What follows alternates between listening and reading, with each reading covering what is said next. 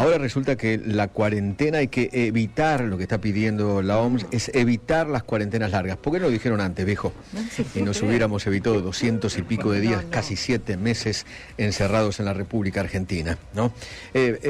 Pensar que un prestigioso científico argentino en París, ya lo había dicho al principio, ¿no? Igual que nosotros. Igual que nosotros. Pablo Goldschmidt, virólogo. Pablo, buen día, ¿qué tal? ¿Cómo le va? Buen día. ¿Cómo le va? Bien. Mire, la verdad que la OMS le podría haber hecho caso mucho antes, ¿no? Mire, yo desde enero que digo que estamos frente a un virus respiratorio y que como todos los virus respiratorios hay que tener cuidado. Claro. Hay que cuidar a gente vulnerable y hay que dejar a los demás que vivan. Claro. Los vulnerables, ¿quiénes son? Las personas que son mayores, que tienen problemas circulatorios, los diabéticos y la gente con obesidad. Uh-huh. Y el problema de la obesidad es que nadie dijo claramente que la obesidad es una enfermedad. Uh-huh. Entonces la gente que está en sobrepeso muy alto está enferma de obesidad y esa gente es más sensible a lo mejor a los problemas inflamatorios. Pero bueno, la gente que hace terapia intensiva lo sabía y lo sabe, y desde enero que están histerizando a todo este planeta. Yo lo que digo es que cuidemos a la gente que está a riesgo, dejemos vivir a los demás, uh-huh, y el que tiene miedo que se proteja con barrera mecánica, que puede ser una máscara. Uh-huh. Pero nada más. De ahí haber enloquecido a la gente y encerrarla y reprimir y haber hecho restricciones a la libertad de circulación, a la libertad de trabajo, a la libertad de amar, a la libertad del arte, me parece que hay que estar totalmente desubicado. Uh-huh. Y de nuevo... Y peor en nuestro país, Pablo, porque en algunos lugares que estuvieron 35 días, 40 días encerrados, acá nos tienen encerrados hace 7 meses. Bueno, encerrados yo no creo que estén todos y sin razón. Lo único que puede ser es que lo que yo siempre explico es que si usted, por ejemplo, es miembro de un club o si es miembro de la OTAN, uh-huh, ¿no es cierto? Entonces los países miembros de la OTAN, si hay que tomar una actitud militar o bombardear o participar en algún presupuesto, la gente lo hace porque es miembro de. Cuando uno es miembro de la OMS es lo mismo. Entonces yo en enero decía, el problema no es el virus, es que en la OMS hay mucha gente incompetente. Eso es por haber estado ahí invitado. Cuando yo estuve invitado tuve bastantes problemas, porque yo veía que nadie puede contradecirse y todos se felicitan. Okay. Y es lo que pasó. Pensamiento único en la OMS. Único, o sobre todo no hay que hacer olas, porque lo que ellos decían es que no hagan olas. Bueno, yo estuve varias veces, inclusive cuando estuve en Baltimore, y dije... habían presentado unos protocolos, bueno, no importa, eran cuestiones así confidenciales, pero yo decía, esto es ilegal, esto es ilegal, esto es ilegal, y se enojaban. Digo, no se puede hacer por tal cosa. Bueno, la cuestión es que los peritos son nombrados de manera, por amiguismo, a dedo.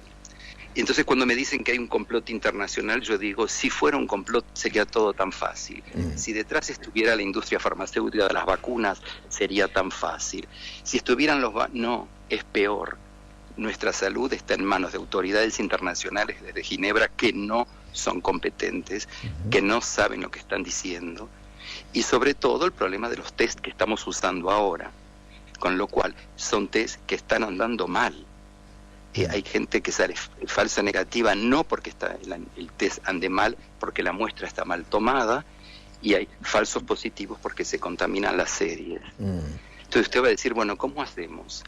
Hay que hacer series, por ejemplo, yo pongo muestra de 2 personas, que le tomo la muestra de la nariz, después pongo 2 con agua, pongo otro paciente, otro con agua, voy intercalando, y si alguna de las que le puse agua me da positiva, es que hubo una contaminación cruzada, ¿no es cierto? Uh-huh. Pero cada tubito de esos cuesta $40. No hay ningún país que puede pagarse. Entonces, hay una cantidad de test de PCR que se están así contaminando porque los medios no dan, o porque la gente entre persona y persona que toma la muestra no se cambia los guantes. Yo estoy escribiendo un artículo sobre justamente todas esas trampitas que a uno le parecen que son banales.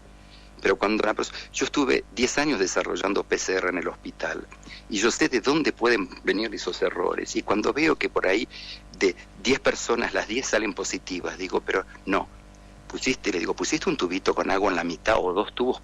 No. Entonces basta que uno sea negativo, por ahí hace microgotas, y la PCR uno le amplifica 10 millones de veces la señal. Si le cayó una microgotita en el tubo de al lado, le va a dar positivo. Pablo, eso Doctor, buenos días. Soy el doctor Claudio Sino. Entendemos perfectamente. Le digo, perdóneme que lo interrumpa en este punto, porque lo hemos explicado acá en muchas ocasiones, las limitaciones de la PCR, sobre todo bajo presión, bajo la presión que hoy la demanda ejerce en los laboratorios públicos y privados, donde estos errores pueden ser mucho más factibles de lo que uno sospecha. De hecho lo son. Yo me hisopé 4 veces, 2 veces negativo y 2 veces positivo.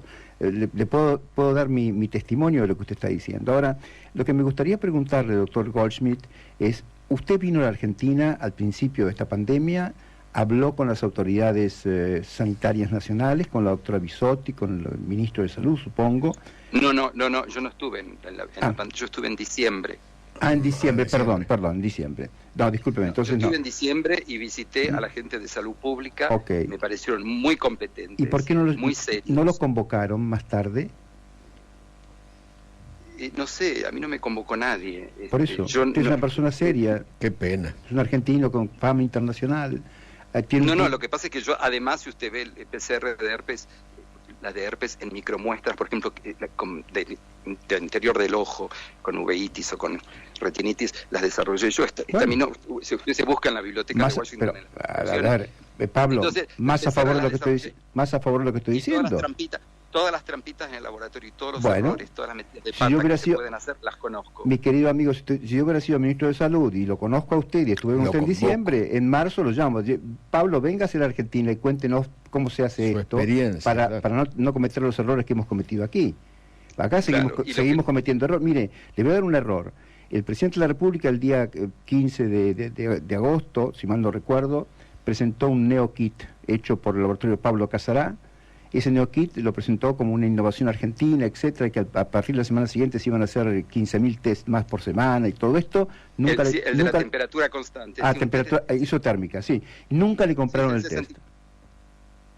Mire, ese test puede servir para la gente cuando está con síntomas y está enferma. Claro, por supuesto. No sirve para la población general. Por supuesto. Pero le puedo contar otro detalle.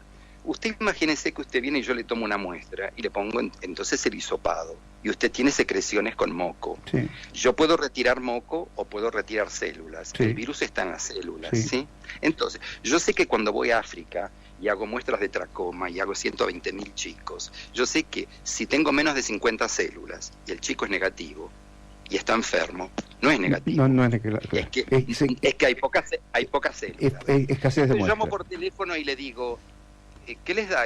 ¿Cuántas células dan ustedes para negativo o positivo? No hay una señal. Si me sale la señal, digo que entonces hay células. Le digo, ¿pero cuántas? Porque una también les da la señal. Es igual que el Pero CT.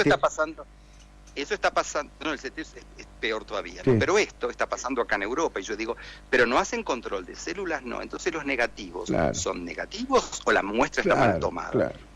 Ese es el primer ejemplo. Todo esto usted no llegó a contárselo a nuestros ministros y secretarios y subsecretarios de salud porque nunca lo llamaron. No me necesitan, indudablemente tienen los No lo equipos que necesitan. Qué bárbaro. Yo pienso que a nivel político yo no juego ningún rol, ¿me entiende? Porque mi trabajo es técnico.